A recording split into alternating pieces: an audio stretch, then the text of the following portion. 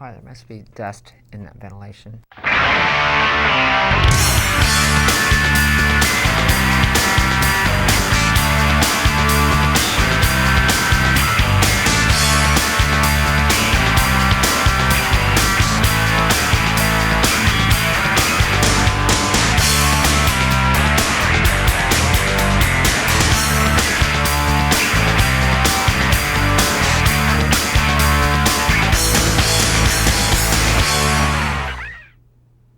Welcome to the Fit and Healthy Today show, and today our topic matter is natural sunscreens. And kind of heaven forbid that I say that, because the FDA refuses to allow any natural sunscreen or the listing of any natural sunscreen or sunblock ingredients on any products in the United States. So you can call it natural, and then you can take a look at the bottle and find that it's full of petrochemical. There's very few what we would call as natural chemical-free sunscreens. They look like a chemistry lab. Pretty much the only ones that we have available nowadays are just mineral blocks. But I want to go through dietary and then topical oils that have known, proven aspects that can be natural sunblocks and sunscreens that can either enhance the body's ability to fight off the skin cancer or can enhance the body's ability to block it. So all conventional sunscreens have cancer-causing chemicals. All of them do. It's a given. So the moment you slap that on your skin or your baby's skin, you can assume that it can contribute towards skin cancer. Bottom line, there were some great studies that came out about 10 years ago on this issue by certain dermatologist journals, and no press available on that one has ever been pushed. So very disconcerting. So that's why I thought it was really important that I do a show on this. Now, when you utilize sunscreens, considering that 70% of Caucasian Americans and 97% of Black Americans are vitamin D deficient, and you slap it on the sunscreen, that blocks the body's ability to manufacture vitamin D. So remember, all these chemical-based sunblocks and sunscreens, vitamin D is so important for prevention of skin cancer and other cancers that this is another issue we have to look at. When we look at, and everybody tries to say UV exposure is the cause of skin cancer, that's only a part of the picture and not a complete one, because if your antioxidants are high enough and the right types of foods are utilized, UV exposure, UVA or UVB, you're not going to get burned, and nor do you increase your risk of skin cancer from sun exposure. There are certain foods that are extremely protective of the skin for prevention of developing skin cancer that I want to go over with you, and I would try to include them in your diet.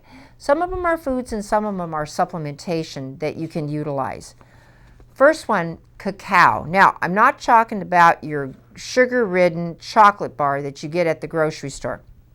Cacao, which is found rich in dark chocolate, is extremely antioxidant and very protective of the skin against sunburn as well as skin cancer. And you can get these cacao powders so you can blend in smoothies or even actually put a little bit in your coffee. But you can get really dark 85% chocolates that will have that as well too. And a couple of nice pieces a day would be very beneficial for the skin. Green and black teas, even more so green tea, because they have polyphenols. And these are free radical scavengers, which can actually reduce aging in the skin due to sunspots and UVA and UVB exposure by 80%. They work from the inside out. According to several studies, drinking 2 or more cups of black or green tea reduces the risk of developing squamous cell skin cancer by 30%. That's severe, a major reduction when you consider all the other things I'm going to talk about. Microalgae, algae such as spirulina, chlorella, contain a carotenoid called astaxanthin. And this astaxanthin is perhaps one of the most powerful antioxidants studied. It's 550 times more powerful than vitamin E. You can buy it in supplement forms, and when my customers come in, I'll oftentimes recommend a 12 milligram dosage. But it has definitely been able to show protection from UVA, UVB of both the skin and the eyes as well too. Or you can just start dumping in your chlorella and spirulina in your smoothies, or taking it in pill form as well too. Now, carotenoids, particularly for UVB exposure, and that's going to be your carrots, your yellows, usually your yellows and oranges, and your green leafy vegetables are really rich in carotenoids, which are known to give you, and some people who eat excessive amounts of carrots will get that kind of orangey tinge to their skin. Well, that's very protective of the skin against UVB damage. Pomegranates. Now, pomegranates contain powerful polyphenols which strengthen the skin's upper layers. Now, when they do that, when you strengthen the upper layers, it increases the resistance to the harmful UV rays. So if you like pomegranate or pomegranate juice, it's been shown also for other types of cancers. Very helpful as cancer prevention and strengthening the upper layers of the skin tissues. Tocotrienols. Now, these are kind of heavy, and they usually come from derivatives of rice bran, and you can find some of them in palm oils as well as in rye and barley in low dosages. But they're 30 to 60 times more powerful than tocopherols, natural tocopherols, and they reduce the skin's absorbing ability and the penetration of the UV rays into the skin tissue itself. So it literally blocks it. Vitamin C. I think this is the most underrated supplement of all, and this needs to be a buffered C, mineral ascorbate Cs, because that's how vitamin C is always found in nature. It prevents premature aging and is a very strong antioxidant that helps the skin deal with UVA and UVB rays. Very protective for prevention of skin cancer. And C does something else. It strengthens not only the capillaries, but it strengthens the actual cells themselves. And how cancer gets into cells is it produces enzymes that make these little collagen matrices weak. So when your C is deficient, the cancer can't readily enter into the healthy cells. Very important, strong free radical scavenger for both skin cancer and internal cancers as well. Vitamin D. Now, it's funny that here we are putting all this sunblock and sunscreens on, and vitamin D itself that the skin manufactures when the UVA, UVB hits you is actually preventative against skin cancer. So the things we're trying to block with the sunscreens and all that are actually preventing us from getting skin cancer. So, if you are extremely light complected, particularly, you have to be very mindful, about that you're going to burn quicker. But from the discussion that we've had about some of these other antioxidants and foods, can really give you some protection in that regard. So you can supplement with vitamin D as well if you're a little bit more sun sensitive. And most of the research is supporting between 2,000 and 5,000. You want a level, you want a level of about 50 on vitamin D when you take your blood work to maintain its anti-cancer benefits. Broccoli, probably one of the strongest antioxidant vegetables that we can eat. It's very rich in certain types of sulfur compounds that help the body, the cells of the body, to get rid of carcinogens. So it protects it against the ravages of UV radiation. There's some derivatives that we actually find, a product called DIM, which literally we can take internally that protects us against gamma ray exposure as well from the sun. Green leafy vegetables, and there was a wonderful study done on spinach, kale, and Swiss chard, and what they found that it had a potential of reducing squamous cell skin cancer, just a couple of servings a day or one large serving by 50%. I mean, that's a pretty substantial, a nice little leafy green salad every day, a pretty substantial decrease in the exposure. Omega-3 fatty acids, and now they reduce skin inflammation, but they also, bottom line, produce certain types of chemicals that moisturize the skin from the inside out and give you some UVA, UVB protection. Histidine-rich foods. Now, there's a certain type of acid called uricanic acid, and it's a natural photoprotectant. And histidine is found in meat, dairy products, grains such as rice, wheat, and rye. And this amino acid really helps produce this other type of acid, which literally is photoprotectant on the skin. Now, major cause of burning is when the skin is not hydrated. So, these leafy greens and all these vegetables I talked about are really potassium rich. The vitamin C helps the skin hold on to the collagen, which in turn helps you hold water. Now, water, keeping the skin hydrated encourages the healthy natural moisturization factor in combination with these other things I mentioned, which in turn helps protect your skin from some of the environmental assaults that it incurs. So it's particularly important after you get sun exposure, or if you can before, to make sure you're hydrating really well with water and some source of electrolyte mixture as well too. Now, I get a lot of people that come in and say, I look at these sunscreens, and it looks like a chemical laboratory. And so I research the oils that have natural sun protection abilities to them. Number one, 40 SPF, little pricey of an oil, is carrot seed oil, especially for the nose and the face. Man, I think I'd be putting that on, or areas that you have a lot of sun exposure to more readily. Raspberry oil, not as common of an oil, has a 30 SPF. Very common oil, avocado oil, a 15 SPF. Now, what SPF means is you can be out in the sun, you can multiply that factor by 15 on the amount of time that you can be out in the sun. So if you tolerated 30 minutes out in the sun, put a little avocado out on there, it could give you some protection for 3 to 7 additional hours out in the sun. Pretty phenomenal protection. Coconut oil, SPF of 8. Olive oil, something simple, extra virgin olive oil, SPF of 8. Macadamia oil, which we use a lot in fancy types of cooking, SPF of 6. Almond oil, SPF of 5, and jojoba oil, SPF of 4. When you look at these oils for everyday types of exposure, we're just walking in and out out of the sun, man, just minor amounts of SPF protection with using these to moisturize the skin should afford you, in combination with these antioxidant protecting foods and supplements, the ability to prevent an awful lot of skin cancer. Anyway, I hope that helps and answers a lot of questions, particularly of my customers that were coming in the store saying, what can I do? I don't like the chemistry lab. Next, we're going to be moving on to the research portion of our show. Thank you very much.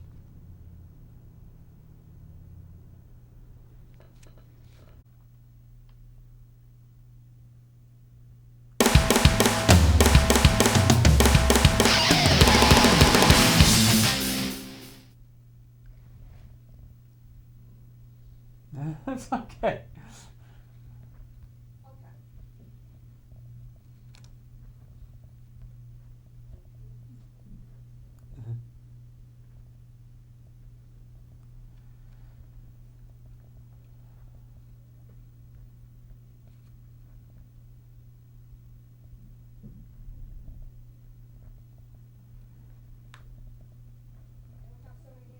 Yeah, you're doing fine, honey. Don't worry.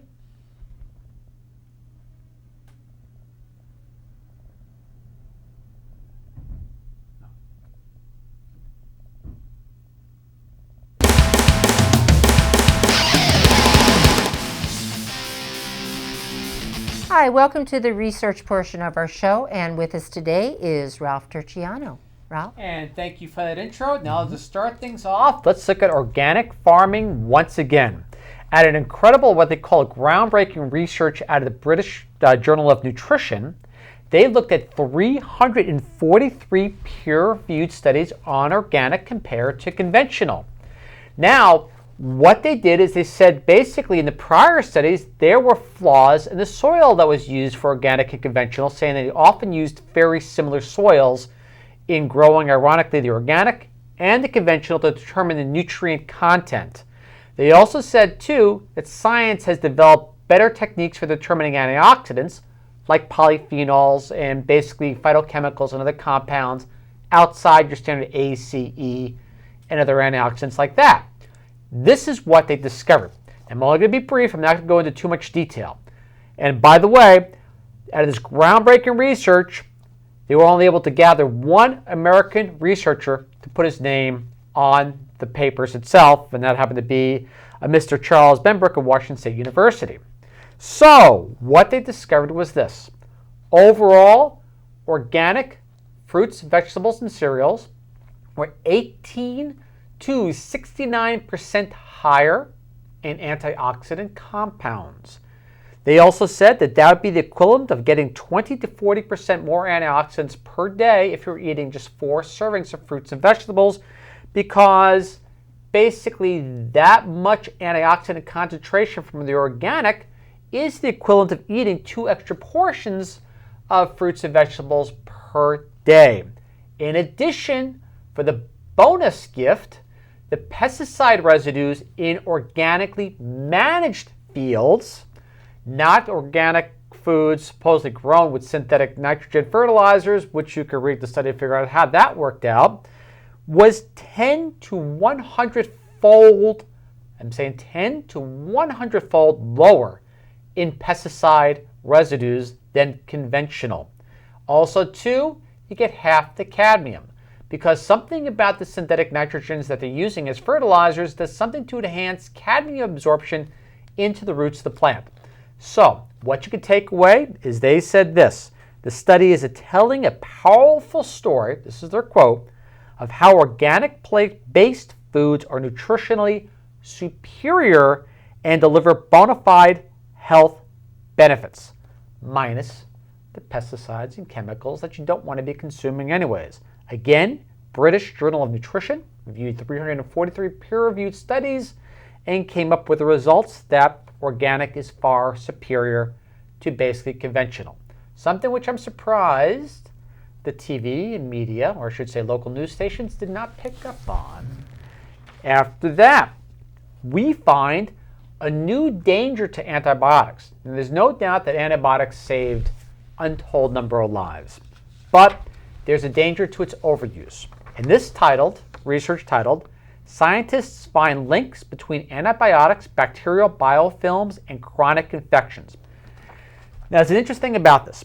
They found out that antibiotic use, if the antibiotic itself does not kill the basically bacteria right off the bat, it can lead to what's called chronic lung, sinus, and ear infections on its own, making a very simple problem a very bad problem. And it does this by helping create what's called biofilms.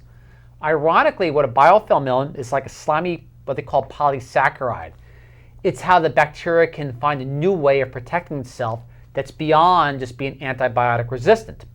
Biofilms themselves, to give you an idea how antibiotic resistant they are on their own, is at least 1,000 times more antibiotic resistant than basically your standard bacteria on its own. So once this thing forms a biofilm, a slimy polysaccharide coating inside the lungs, sinuses, or ears, they now become embedded, fortified. Now here's the irony. The antibiotic, basically when the antibiotic is there, in the presence of this biofilm forming, the antibiotic itself actually meshes with the bacteria to form what's called glycogen, or complex sugar molecules that actually feed the biofilm of bacteria on its own once the antibiotic is removed. So the irony is that bacteria have now learned how to use the antibiotic as a food source, actually what they call a never-ending food source once the antibiotic administration is over. They say with the introduction of antibiotic-produced glycogen, the biofilms have an almost endless food source that can be used once the antibiotic exposure has ended. And this is in their words. There are currently no approved treatments for biofilm-related infections. Therefore, bacteria forced into forming stronger biofilms will become more difficult to treat and will cause more severe chronic infections.